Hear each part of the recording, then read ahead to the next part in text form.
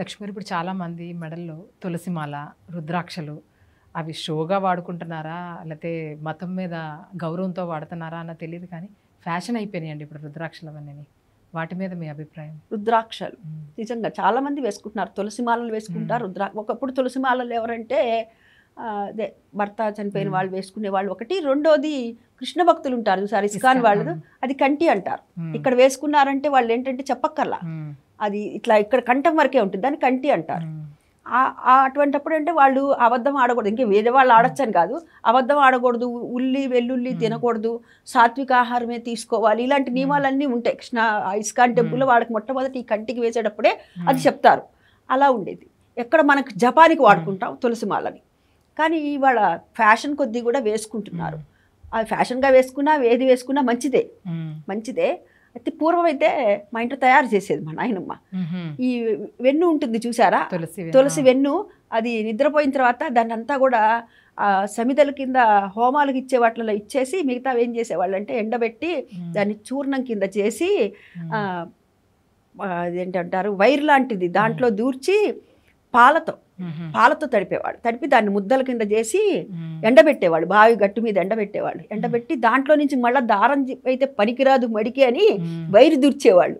Wire దూర్చి వాళ్ళ జపం చేసుకోవటానికి కూడా ఈ మాలలు తయారు చేసుకునేవాళ్ళు ఇంట్లో. అట్లా చేసుకొని ఇంట్లోనే చేసుకునేవాళ్ళు. సరే, ఇప్పుడు అన్ని చోట్ల మనకి అమ్ముతున్నారు, సౌలభ్యం అది బాగుంది. అయితే వేసుకుంటే అందం కోసమా, ఆకర్షణ కోసమా అని అంటే మన శాస్త్రవేత్తలు కూడా ఏం చెప్తున్నారంటే ఈ రుద్రాక్షలు కానీ ఈ తులసిమాలలు కానీ వేసుకోవటం అనేటటువంటిది దానివల్ల మనకి ఎంతో ఆరోగ్యరీత్యా కూడా చాలా మంచిదని చెప్తున్నారు. మన పూర్వీకుల నుంచి వచ్చినటువంటి ఏవైతే ఉన్నాయో అవన్నీ కూడా ఇప్పుడు ఒక్కొక్కటి పరిశోధనలు జరుగుతున్నాయి.